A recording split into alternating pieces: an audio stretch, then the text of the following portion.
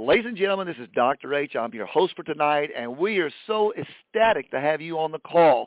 I know that whenever I take the time out to make calls like this, to get on calls like this, and get on conferences and webinars, it just ignites the fire. So we're going to be doing part number 2 of the Distributor Quick Start Training, and last week we talked about goals. We talked about setting goals, and I was on a lecture the other day and I heard a guy talk about setting, instead of SMART goals, he said it don't make sense. He said you ought to set some dumb goals. And I thought, now what in the world is he talking about? But he's absolutely right. You know, the pathway to success, and that's where we're starting with tonight, is to have a burning desire. A burning desire. We know that water at 211 degrees is boiling, but you put it to 212 degrees, it creates steam. And boiling water will not move a locomotive, but steam will. The difference is that 1 degree and the power to move, all right? So a lot of people don't understand that when you're looking for people, we go out and we sign everybody up that's breathing. And what we're looking for is people that are going to be that 1 degree above everybody else, all right? That's the ones that simply say, show me what to do, then get out of my way, right? We understand that. But you know, when I was listening to this man talk about the dumb goals, and I thought, you know, what a great thing to share, especially at this part of us putting together our distributor program, which is our Distributor Quick Start Training, and you have to have the right mindset. You really do. But I know I heard another man say, well, the old ways don't work. Well, yes, they do. And what was the old ways? Just getting in front of people, talking to people. But if you are a piece of wet wood talking to people, you're never going to get a fire. So this is why I think that the dumb goals are really going to help us to understand some things. So, you know, too many people today have lost their grand ambition for change and greatness, and they go back and they take these seminars, these webinars, and they sit down and just make notes after notes after notes, and they want to have these what's called SMART goals. Well, if you don't know what a SMART goal is, it means specific, measurable, attainable, realistic, and time-bound. And those things are wonderful things. They really, really are. They are wonderful things to have. But the problem is there's no fire in there. There's absolutely no fire. And so if you're going to have a dumb goal, and that's really what we're going to talk about a little bit about tonight, that's part of that, having that burning desire, you know, developing that belief system and pursuing a single mind and focus we talked about last week, and developing persistence to be disciplined. We talked a little bit about that. But, you know, I want you to understand that perhaps we should remember that planning comes after visioning. Let me say it again. Planning comes after visioning. And when we unleash ourselves to experiment with, like this young man said, the dumb goals. All right, what is a dumb goal? Well, for example, let's start with the D. The D being dream driven. That's where people, they get excited about something. You know, you could be selling a coffee can with a light bulb in it with some holes punched in it to make it look like a Christmas tree or a cat or a poodle or whatever, and you go out and make $1 million with that if you wanted to. Why? If you're just excited about it. You know, one guy said this: if you'll just set yourself on fire, people will bring the gasoline to let you watch what you keep burning, right? But you know what? You've got to find that fire, that desire, once again, that excitement. So dream-driven. Let's have a vision for our lives, not just a focus on our tasks. Nobody wants to work. You see, let's dream big again, and let's get our heads out of our to-dos and start getting our hearts on fire. The goals that we're setting aligned with a bigger vision for our lives and even our contributions. You know, I always got excited about not only getting into a business and making that business grow and inspiring people and developing people, but then many times I got such a thrill of getting from those rewards, even the financial rewards, able to share with others, and to be able to even share with people. For example, there's a program that helps people to develop wells in the foreign lands to where they can have fresh running water, to be able to take and write a check and say, hey, here's $1,000, here's $500, here's $250, or to the local boys club or girls club, or maybe your local church to help them. You know, even recently our local church was needing a roof, and it felt so good to be able to write a $2,500 check and just say, here, let me help you out. You say, why is that important? Because that gives me value for me. I love that dream driven, and I love the excitement that goes with that. And my dream is not about just money, just about money. No, money comes, money goes. Money's just a tool, but it's what I can do with it. It's what I can do with my life and the people I can help. So my vision for my life is helping to develop vision for other people and help them to bring a change in their life. So maybe a dumb goal is dream driven, right? And then the U, uplifting. How is this that SMART goals have no prerequisite for positivity? It's all about just setting tasks, but uplifting, right? Shouldn't our goals inspire something in us more than just a need to meet a deadline? We used to call them Red Fridays, and I've got involved in several high-end companies where you had to go out and you just got on your phone, you called. You had to have so many people you called, so many people that you talked to, so many people that were on that Red Friday, because that's when we closed out, and then our paychecks were on Saturday were determined by what we did on Friday. Man, I was so pumped, but after about 4 or 5 months of that, I was just wasted. But you see, shouldn't our goals inspire something in us more than just need to meet a deadline or to get a paycheck? Let's set inspiring, positive, joyous, uplifting goals for ourselves. Well, what would an uplifting goal be? I'm going to have so much fun in my new business meeting new people. We're going to take and have a get-together party, maybe once every month or once every other week or maybe once a week. Get together and go out and get a good old chicken fried steak and have some laughter, some fun, and just put the fun back in your business. You see, that would be uplifting, wouldn't it? So a dumb goal could be dream-driven, it could be uplifting, and it could be method-friendly. That would be what the M would stand for. And if we're going to take aim at something, let it be something that is friendly to developing practices of mastery towards, like, for example, a martial arts, yoga, common sports. They all have methods. They all have practices and forms and habits that are built around a broader goal, and that is to help people move to their mastery, right? So a good goal allows us to create methods and practices that helps us to move toward them. And if we can't build a practice about it, then we don't have a goal. We have a task. And you see, that's what SMART goals are all about. They're all about the tasks at hand, you know. But I love this guy's idea of the dumb goal. It's about a method that's friendly. That, for example, I personally love, I know a lot of people run it down today, but I love having what's called a grand opening. Somebody joins my business, they're all pumped up, they're excited, their emotions are running, and they can't wait to talk to all their friends. I tell them, well, don't talk to your friends yet. Let's just have a grand opening. Let's have a party, and let's, and then call your friends and say, can you bring a bag of chips? Can you bring some ice?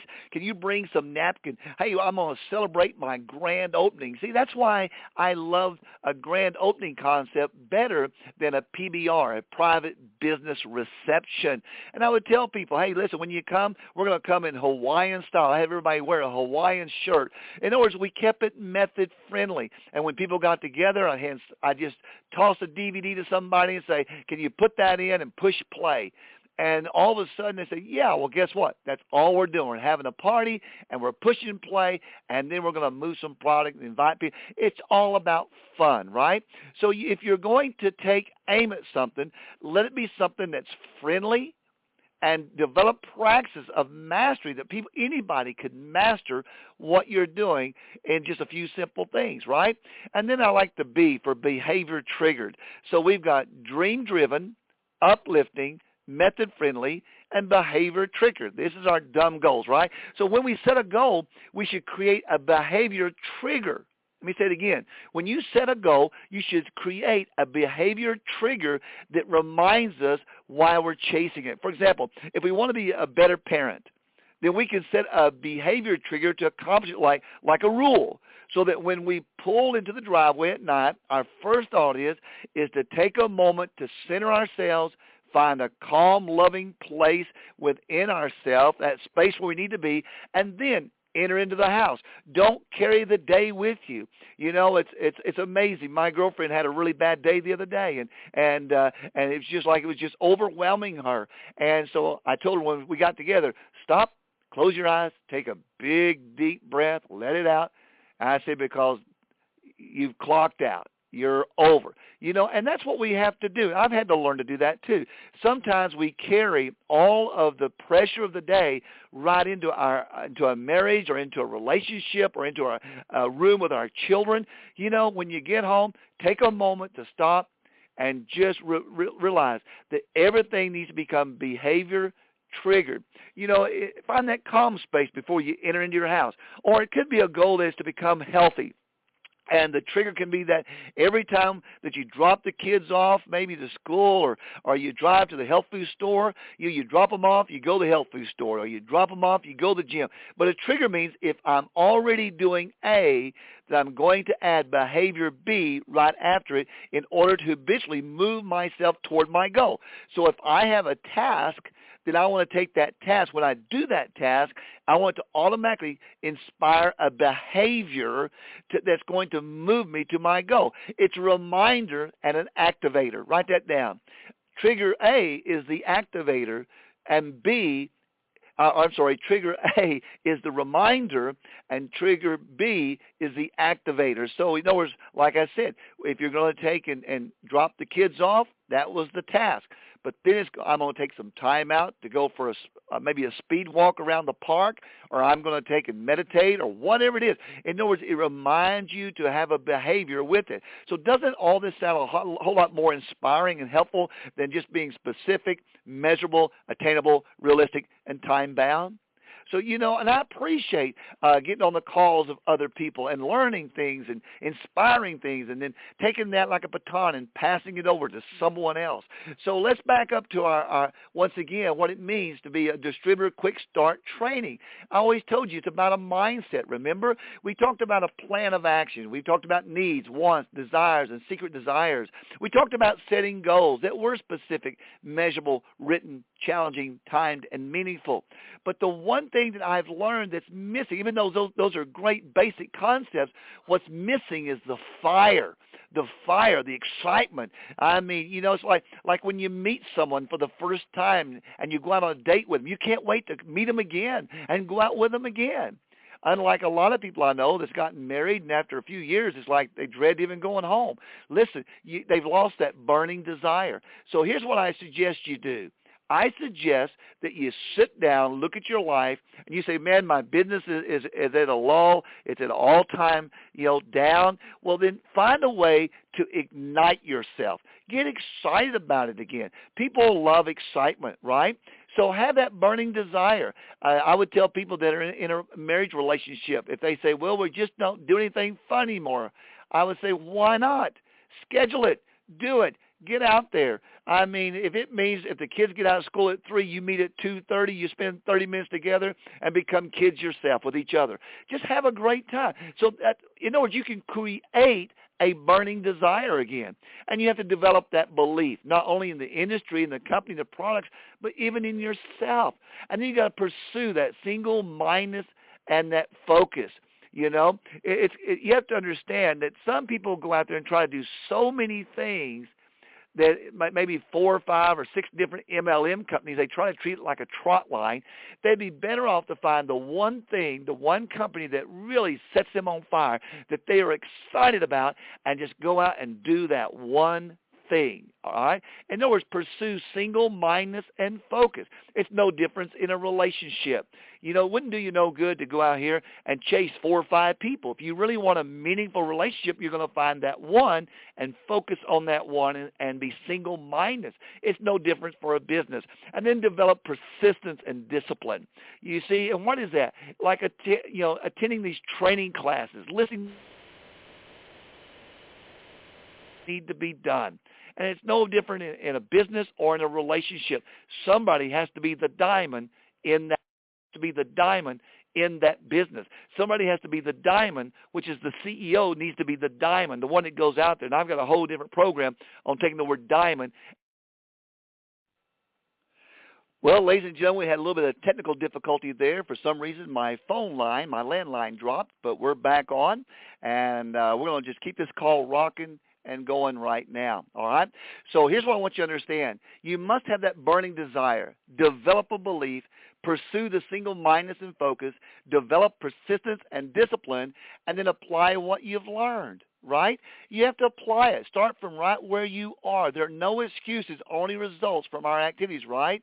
Eliminate the word try. Try means to fail, right? So don't try at a business. Don't try at a relationship. And don't try it at personal development.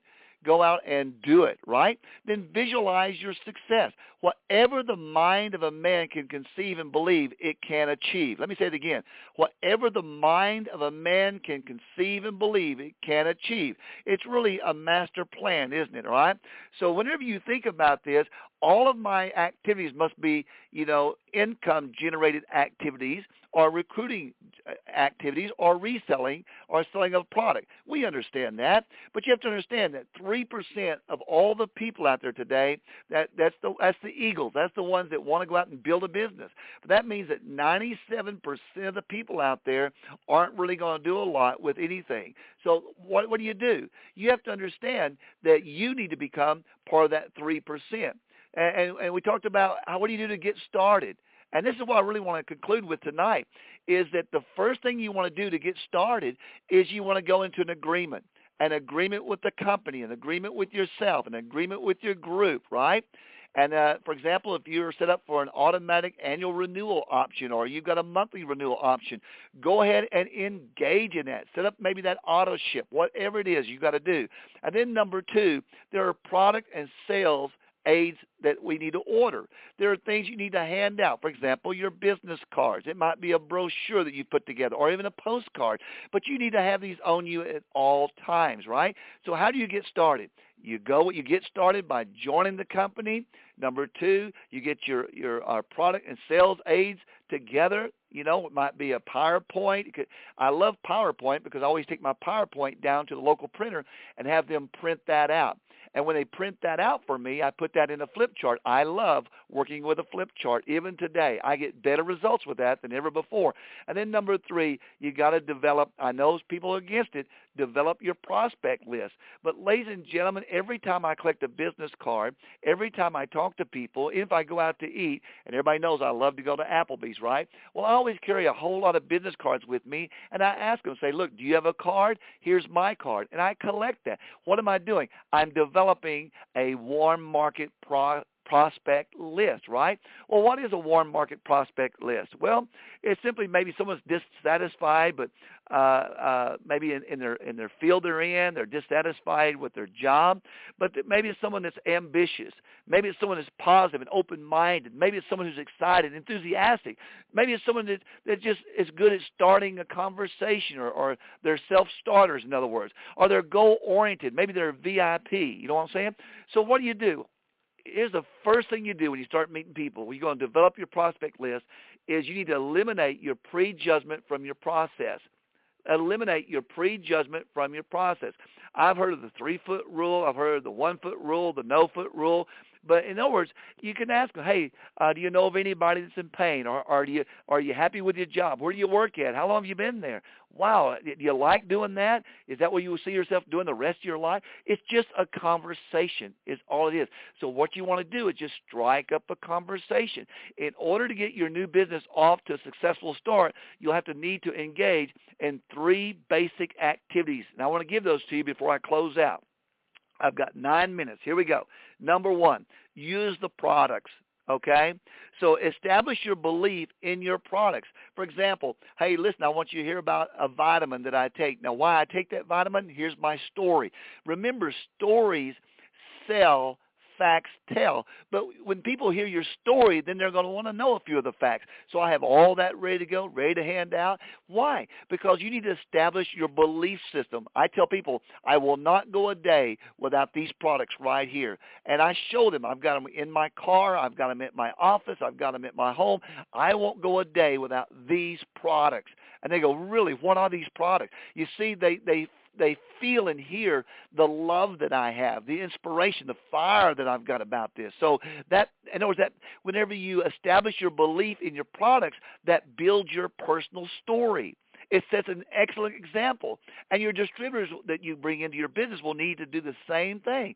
Find you one of the products that you really like, you got great results with, and follow through with that. So number 1, use the products. Number 2, Demonstrate the products. Why? Because that creates your retail story. It builds your experience by obtaining a feedback from them. It provides the opportunity for you to retail. Somebody says, well, I'll just send them to my website. Listen, if you come into my office over here in Lubbock, Texas, you're going to find all these products sitting on my shelf. And if somebody wants, they'll say, what is these products? I say, these are the only products that I even carry. These are the only products that I will even sell, because these are the products that I am personally using every day. I know I get results, and my clients are getting results. And so they'll say, well, tell me more about it. And that's when I begin to, in other words, number 3, I just talk to people. So number 1, use the products. Number 3, demonstrate the products by your story. And then number 3, just talk to people. Why? Because it develops communication skills. It assists you in learning your stories about the industry, the company, the product, the opportunity. Somebody asked me once before, they said, well, what do you do? I mean, what if you don't know a lot about the industry? Well, I've told you many a time, I love the Jim Rohn CD, and I talk about that all the time. I call that multi-level marketing 101. Many a times, before I even talk to somebody about my business, I say, listen to this right here, and I'll pick my CD back up from you tomorrow. They listen to it, and they get all excited about the industry. And then I talk to them about the company. They get all excited about the company. I talk about the products. Now they really get excited about the products. And then I talk to them about the opportunity. And I do it in that order. I talk to them about the industry, and then the company, and then the products, and then I talk to them about the opportunity. Because everybody's got the best opportunity, they think, in the world, and people hear about this stuff all the time. But people need to get excited. They got to build that belief system. So while engaged in these basic activities, you will need to establish your primary objective for 2 things. There's 2 reasons why you're in this business. Number 1, you're going to retail and you're going to recruit. That's it. You're going to retail and you're going to recruit. Retail on purpose. Don't recruit by accident. You retail on purpose, and you recruit on purpose. So some people recruit by accident, or they'll retail by accident. No. If you're going to retail, you need to retail on purpose. If you're going to recruit, you need to recruit on purpose. You say, how can I do that? Maybe you're with a company that puts out sample products. And you say, well, our company doesn't have sample products. Well, of course you do. They can do a 30-day money-back guarantee. I mean, absolutely. So in other words, try this for 30 days. See what you think. If you don't like it, get your money back. So once again, you want to sample people.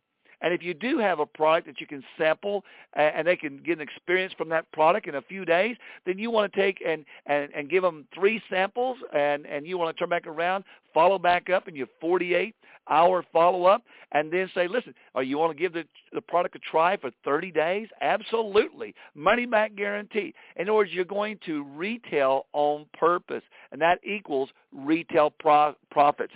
See, both objectives, whether you're retailing or recruiting, begin with the product. And the product creates a retail opportunity. And the product creates the business opportunity. And the difference is in your decision and in your approach. Your primary objective may change from time to time. Which objective that you choose is a personal decision. Do I want to recruit to this person, or do I want to try to retail to this person? And I'll tell you right now, many times I will go to someone, and if it's a product driven, I will just try to get the product to them. And if they fall in love with it, then I say, by the way, what if I can show you how you get your product for free and even make an income from this? Or are you open and taking a look? You see, so you lead your company into these people by simply asking questions. Now, next week, we're going to be talking about the baseball diamond, which is something that's been around for years and years and years, but it's a simple way for people who are getting into a business that maybe never done network marketing. They understand. If you want to hit a home run, here's what you do. Well, ladies and gentlemen, I'm sorry for the call that got dropped a while ago, but that's what you do. You get back on, you hit it again, and for those of you that hung around on the call and didn't hang up, well, thank you for doing that.